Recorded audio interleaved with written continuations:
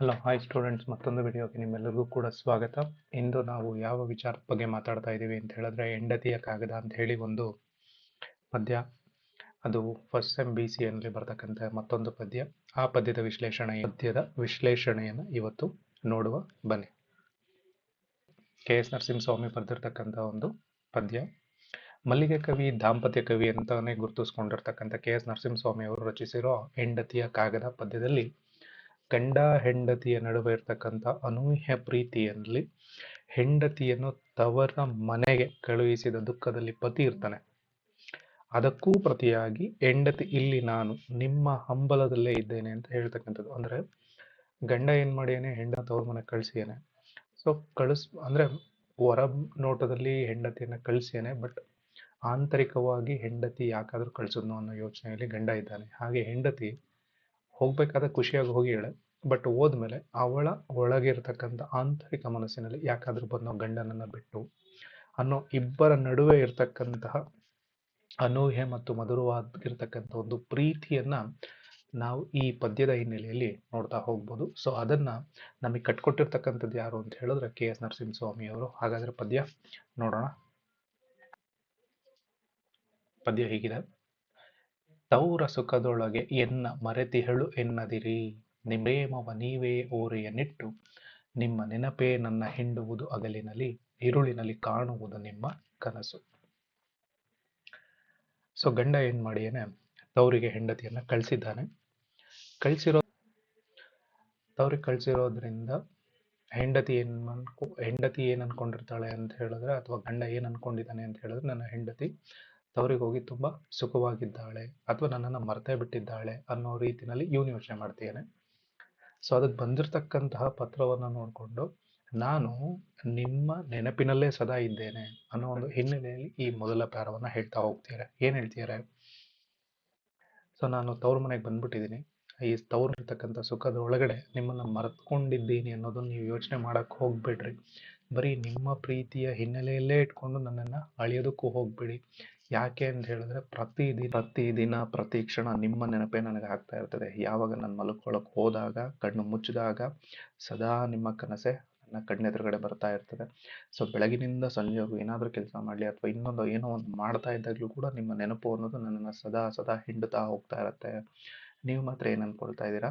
ನನಗೆ ನೆನಪೇ ಇಲ್ವೇನೋ ಅನ್ನೋ ರೀತಿನಲ್ಲಿ ಯೋಚನೆ ಮಾಡ್ತಿದ್ದೀರಾ ಅಂತ ನೀವ್ ಅನ್ಕೊಂಡಿದ್ದೀರಾ. ಆದ್ರೆ ಆ ಯೋಚನೆಗಿಂತ ಮಿಗಿಲಾಗಿ ಸದಾ ನಿಮ್ಮ ನೆನಪೇ ನನ್ನಲ್ಲಿರತ್ತೆ. ಅದಕ್ಕೆ ನೀವು ಯಾಕೆ ಯೋಚನೆ ಮಾಡ್ತಾ ಇಲ್ಲ ಅನ್ನೋದನ್ನ ಮೊದಲನೇ ಪ್ಯಾರದಲ್ಲಿ ಹೇಳ್ತೀರ.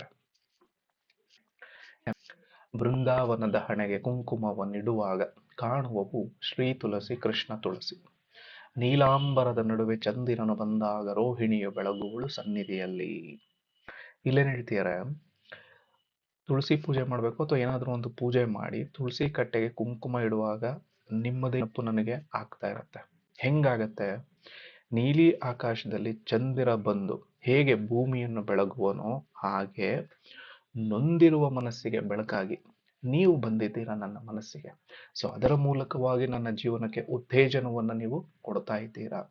ಹೇಗೆ ಕುಂಕುಮವನ್ನ ತುಳಸಿಗಿಟ್ಟಾಗ, ಅಂದ್ರೆ ಪೂಜೆಯನ್ನ ಮಾಡಿ ಮನೆಯ ಬೆಳಕು, ಅಂದ್ರೆ ಮನೆ ಅಂತಕ್ಕಂಥದ್ದು ತುಂಬಾ ಹೇಗೆ ಒಂದು ವಿಜೃಂಭಣೆಯಿಂದ ಸಂತೋಷದ ರೀತಿಯಲ್ಲಿ ಕಾಣ್ತಾ ಹೋಗುತ್ತೋ ಹಾಗೆ ನೀವು ನನ್ನ ಜೀವನದಲ್ಲಿ ಬಂದು ಹಾಗೆ ನನ್ನ ಜೀವನವನ್ನ ವಿಜೃಂಭಣೆಯ ರೀತಿಯಲ್ಲಿ ಕಾಣೋ ರೀತಿಯಲ್ಲಿ ನೀವು ಮಾಡಿದ್ದೀರಾ ಅನ್ನೋದನ್ನ ಈ ಪ್ಯಾರದಲ್ಲಿ ಅವರು ಹೇಳ್ತೀರಾ.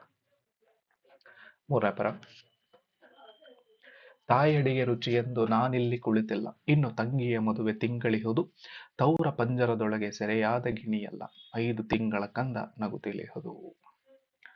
ಸೊ ನಾನೇನು ಬಂದು ಇಲ್ಲಿ ಆರಾಮಾಗಿ ಏನು ಕುತ್ಕೊಂಡಿಲ್ಲ, ಅಥವಾ ನಮ್ಮ ತಾಯಿ ತುಂಬಾ ಚೆನ್ನಾಗಿ ಅಡುಗೆ ಮಾಡ್ತಾಳೆ, ಅಡುಗೆಯನ್ನ ತಿನ್ಕೊಂಡ್ಬಿಟ್ಟು ನಾನು ಇಲ್ಲೇ ಕುತ್ಕೊಂಡಿಲ್ಲ ಅಥವಾ ಕುತ್ಕೊಳ್ಳಿ ಅಂತ ನಾನೇನು ಬಂದಿಲ್ಲ. ಯಾಕೆ ನಾನು ಬಂದಿದ್ದೀನಿ ಅಂತ ಹೇಳಿದ್ರೆ, ನನ್ನ ತಂಗಿದು ಇನ್ನೊಂದು ತಿಂಗಳೊಳಗಡೆ ಮದುವೆ ಇದೆ.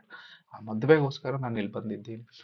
ಅದಕ್ಕೋಸ್ಕರ ಅಂದ್ರೆ ತವ್ರ ಮನೆ ಅಂದ್ರೆ ಹೇಗ್ ಕಾಣ್ತಾ ಇದೆ ಅಲ್ಲಿ ಅಂತ ಹೇಳಿದ್ರೆ, ಒಂದು ಪಕ್ಷಿಗೆ ಒಂದು ಪಂಜರ ಹೇಗಿರುತ್ತೋ ಹಾಗೆ ನನಗೆ ಒಂದು ಪಂಜರವಾಗಿ ಅದ್ರೊಳಗಡೆ ನಾನು ಪಕ್ಷಿಯಾಗಿ ಸೇರ್ಕೊಂಡಿದ್ದೀನಿ ಅನ್ನೋ ರೀತಿನಲ್ಲಿ ನೀವು ಅನ್ಕೊಳಕ್ ಹೋಗ್ಬೇಡಿ. ನಾನು ಅದಕ್ಕೋಸ್ಕರ ನಾನಿಲ್ಲ. ಏನಕ್ಕೆ ನಾನಿದ್ದೀನಿ? ನನ್ನ ತಂಗಿಯ ವಿವಾಹ ಮಹೋತ್ಸವ ಇದೆ, ಅದನ್ನ ಮುಗಿಸ್ಕೊಂಡಿದ ತಕ್ಷಣ ನಾನು ನನ್ನ ಕಂದ 5 ತಿಂಗಳ ಕಂದ ಏನಿದೀವಲ್ಲ ನಿಮ್ಮ ಹತ್ರಕ್ಕೆ ಬಂದು ಸೇರ್ಕೊಳ್ತೀವಿ. ಸೊ ಆ ಥರ ನಮ್ಮನ್ನ ಅಥವಾ ನನ್ನ ಬಗ್ಗೆ ನೀವು ಯೋಚನೆಯನ್ನ ಮಾಡಕ್ ಹೋಗ್ಬೇಡಿ ಅನ್ನೋದನ್ನ ಮೂರನೇ ಪ್ಯಾರದಲ್ಲಿ ಹೇಳ್ತಿದ್ದಾರೆ.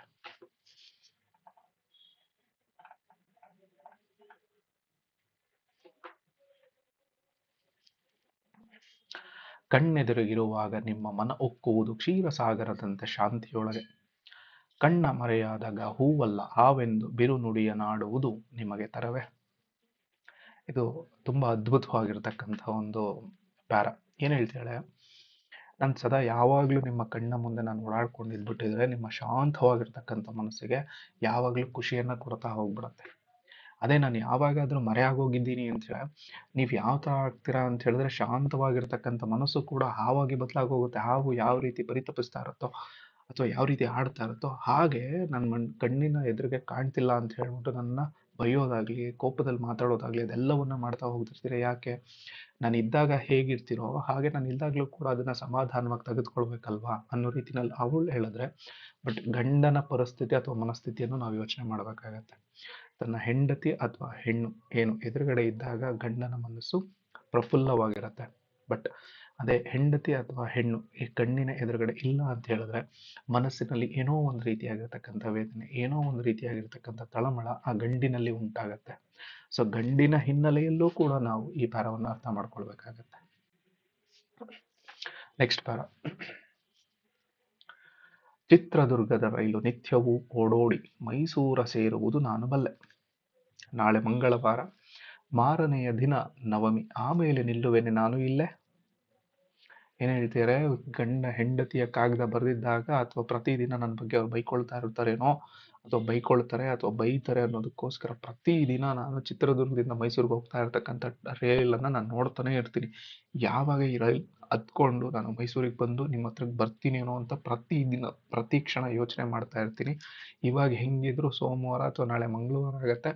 ಅತ್ತಗೆ ನವಮಿಯನ್ನ ಕಳ್ಕೊಂಡು ಎಲ್ಲ ನನ್ನ ತಂಗಿ ಮದುವೆ ಆಗಲಿ ಅದೆಲ್ಲವನ್ನ ಕಳ್ಕೊಂಡು ಆ ತಕ್ಷಣಕ್ಕೆ ನಾನು ಇಲ್ಲಿಂದ ಹೊರಟು ಬಂದ್ಬಿಡ್ತೀನಿ. ಅಲ್ಲಿವರೆಗೂ ಸ್ವಲ್ಪ ಸಾವಧಾನವಾಗಿ ತಾಳ್ಮೆಯಿಂದ ಇರಿ. ಆ ತಕ್ಷಣ ಮುಗಿದ ತಕ್ಷಣ ನಾನು ಕೂಡ ಅಷ್ಟೇ ಆತುರದಿಂದ ಅಷ್ಟೇ ಕಾತುರವಾಗಿ ನಿಮ್ಮ ಹತ್ರಕ್ಕೆ ಓಡ್ ಬಂದು ನಾನು ಸೇರ್ಕೊಳ್ತೀನಿ ಅನ್ನೋ ಹಿನ್ನೆಲೆಯಲ್ಲಿ ಈ ಪ್ಯಾರವನ್ನ ಹೇಳ್ತೀರ. ನೆಕ್ಸ್ಟ್.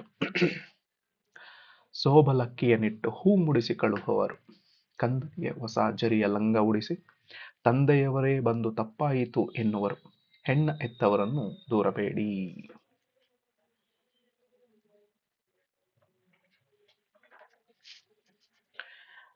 ನಾನಿಲ್ಲಿಂದ ಹೊರಡಬೇಕಾದ್ರೆ ನನ್ನ ಮಡಿಲಿಗೆ ಅಕ್ಕಿಯನ್ನು ತುಂಬಿ ತಲೆಗೆ ಹೂ ಮುಡಿಸಿ ಪ್ರೀತಿ ಆದರಗಳಿಂದ ಕಳಿಸ್ತಾರೆ. ಅದರೊಂದಿಗೆ ನಮ್ಮ ಮಗುವಿಗೆ ಹೊಸದಾದ ಜರಿ ಹೊಂದಿರುವ ಲಂಗವನ್ನು ಕೂಡ ಉಡಿಸ್ಬಿಟ್ಟು ನಮ್ಮನ್ನು ನಮ್ಮಪ್ಪನೇ ಜೊತೆಲಿ ಕರ್ಕೊಂಡು ಬರ್ತಾರೆ. ಕರ್ಕೊಂಡ್ ಬಂದ ಮೇಲೆ ನಿಮ್ಮ ಬಳಿ ಬಂದು ಕ್ಷಮೆ ಕೇಳ್ಕೊಳ್ತಾರೆ. ಇಷ್ಟು ದಿನ ನಾನು ನನ್ನ ಮಗಳನ್ನ ಕಳ್ಸಕ್ಕಾಗ್ಲಿಲ್ಲ ಅಥವಾ ನನ್ನ ಮೊಮ್ಮಗಳನ್ನ ನಾನು ಕಳ್ಸಕ್ಕಾಗ್ಲಿಲ್ಲ, ಆದ್ರಿಂದ ಸ್ವಲ್ಪ ದಯಮಾಡಿ ನಮ್ಮ ತಪ್ಪನ್ನ ಮನ್ನಿಸ್ಬೇಕು ಅಂತ ನಿಮ್ಮ ಹತ್ರ ಕೇಳ್ಕೊಳ್ತಾರೆ. ಸೊ ಹಾಗಿರೋದ್ರಿಂದ ನೀವು ಅವರನ್ನ ಯಾವುದೇ ರೀತಿಯಾಗಿ ದೂರಕ್ಕೆ ಹೋಗ್ಬೇಡಿ ಅಥವಾ ಬೈಯಕ್ಕೆ ಹೋಗ್ಬೇಡಿ. ಮಾವ ಅಂದ್ರೆ ಹೆಣ್ ಕಟ್ಟಿರೋನು ಕಣ್ ಕೊಟ್ಟಿರ್ತಕ್ಕಂಥವನು ಅಂತ ಹೇಳಿ ಒಂದು ಗಾದೆ ಇದೆಯಲ್ಲ, ಹಂಗೆ ಮಾವನವರನ್ನ ಆದರ ಗೌರವಗಳಿಂದ ಸತ್ಕಾರ ಮಾಡಿ ಅವರಿಗೆ ಒಳ್ಳೆಯ ಮಾತುಗಳಿಂದ ಅವರನ್ನ ಸತ್ಕರಿಸಿ ಅವರನ್ನ ನಾವು ಬೀಳ್ಕೊಡ್ಬೇಕಾಗತ್ತೆ. ಕರ್ಕೊಂಬಂದಿಯರೆ ಅನ್ನೋ ಒಂದು ತಪ್ಪಿನಿಂದ ನೀವು ಅಥವಾ ಇಷ್ಟು ದಿನ ಇರಿಸ್ಕೊಂಡು ಆ ತಪ್ಪಿನಿಂದ ಕರ್ಕೊಂಬಂದಿರೆ ಅಂತ ಹೇಳ್ಬಿಟ್ಟು ಅವರನ್ನ ದೂರಕ್ಕೆ ಹೋಗ್ಬೇಡಿ ಅನ್ನೋ ಒಂದು ತನ್ನ ತವರಿನ ಕಾಳಜಿಯನ್ನೂ ಕೂಡ ಆ ಹೆಣ್ಮಗಳು ಇಲ್ಲಿ ತೋರಿಸ್ತಾ ಹೋಗ್ತಾಳೆ. Last para. ಮರೆತಿಹಳು ಎನ್ನದಿರಿ, ಕಣ್ಮರೆಯ ತೋಟದಲ್ಲಿ ಅಚ್ಚ ಮಲ್ಲಿಗೆಯ ಅರಳು ಬಿರಿಯುತ್ತಿಹುದು, ಬಂದು ಬಿಡುವೆನು ಬೇಗ ಮುನಿಯದಿರಿ ಕೊರಗದಿರಿ ಚುಚ್ಚದಿರಿ ಮೊನೆಯಾದ ಮಾತನೆಸೆದು. ಸೊ ಹೆಂಡತಿ ತವ್ರ ಮನೆಗೆ ಹೋಗಿ ಅಲ್ಲಿನ ಆದರೋಪಚಾರಗಳಿಂದ ಗಂಡನನ್ನು ಮರ್ತಿದ್ದಾಳೆ ಅಂದ್ಕೊಳ್ಬೇಡ್ರಿ ನೀವು. ಕಾಣದೇ ಇರುವ ತೋಟದಲ್ಲಿ ಮಲ್ಲಿಗೆಯ ಅರಳು ಹೊಡೆದಂತೆ ನೀವು ಹಾಗೆ ನೋಡಬೇಡಿ. ಬೇಗ ನಿಮ್ಮ ಬಳಿಗೆ ಬಂದು ಸೇರ್ಕೊಳ್ತೀನಿ. ಅದಕ್ಕಾಗಿ ನನ್ನ ಮೇಲೆ ಕೋಪ ಮಾತ್ರ ನೀವು ಯಾವತ್ತೂ ಮಾಡ್ಕೊಳಕ್ ಹೋಗ್ಬೇಡಿ. ಅದರಿಂದ ಕೊರಗಬೇಡಿ, ಅದರಿಂದ ನೊಂದು ನನ್ನ ಬೈಬೇಡ್ರಿ. ಸೊ ಚುಚ್ಚಿ ಮಾತು ಕೂಡ ನನ್ನನ್ನ ಮಾತಾಡ್ಸಕ್ ಹೋಗ್ಬೇಡಿ. ಯಾಕೆ ಅಂತ ಹೇಳಿದ್ರೆ ನೀವು ನನಗೆ ಎಷ್ಟು ಮುಖ್ಯವೋ ಅಷ್ಟೇ ಮುಖ್ಯವಾಗಿರ್ತಕ್ಕಂಥವ್ರು ನನ್ನ ತಂದೆ ತಾಯಿ. ಅವರೆಲ್ಲರನ್ನ ಬಿಟ್ಬಿಟ್ಟು ನಾನು ನಿಮ್ ಜೊತೆ ಇದ್ದೀನಿ ಅಂತ ಹೇಳಿದಾಗ ಅದೇ ನೆನಪು ನನಗೆ ಸದಾ ಕಾಡ್ತಾ ಇರತ್ತೆ. ಆ ನೆನಪಿಗೋಸ್ಕರ ಇಲ್ಲಿ ಬಂದು ಆ ನೆನಪನ್ನ ಮತ್ತೆ ನಾನು ಒಳಗೊಂಡು ನಾನು ನಿಮ್ಮ ಹತ್ರ ಬರ್ತೀನಿ.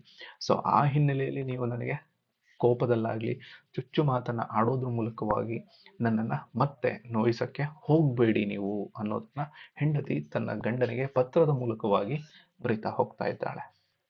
ಸೊ ಇಲ್ಲಿ ಏನು ಈ ಪದ್ಯದ ಮೂಲಕ ನಾವು ಅರ್ಥ ಮಾಡ್ಕೊಳ್ತೀವಿ ಅಂತ ಹೇಳಿದ್ರೆ, ಹೆಂಡತಿ ತವರಿಗೆ ಹೋದಾಗ ಗಂಡನಲ್ಲಿ ಉಂಟಾಗಿರ್ತಕ್ಕಂಥ ವಿರಹವಾಗ್ಲಿ, ಕೋಪ ಆಗ್ಲಿ, ಕೊರಗು ಆಗ್ಲಿ, ಆ ಎಲ್ಲವನ್ನ ತೋರಿಸೋದ್ರ ಜೊತೆಗೆ ಹೆಂಡತಿ ತಾನು ಯಾವಾಗ ಹೋಗಿ ತನ್ನ ಗಂಡನನ್ನ ಸೇರ್ಕೊಳ್ತೀನಿ ಅಂತಕ್ಕಂಥ ಕಾತುರತೆಯೂ ಕೂಡ ಈ ಒಂದು ಪದ್ಯದಲ್ಲಿ ನಾವು ಕಾಣಬಹುದಾಗಿದೆ. Thank you.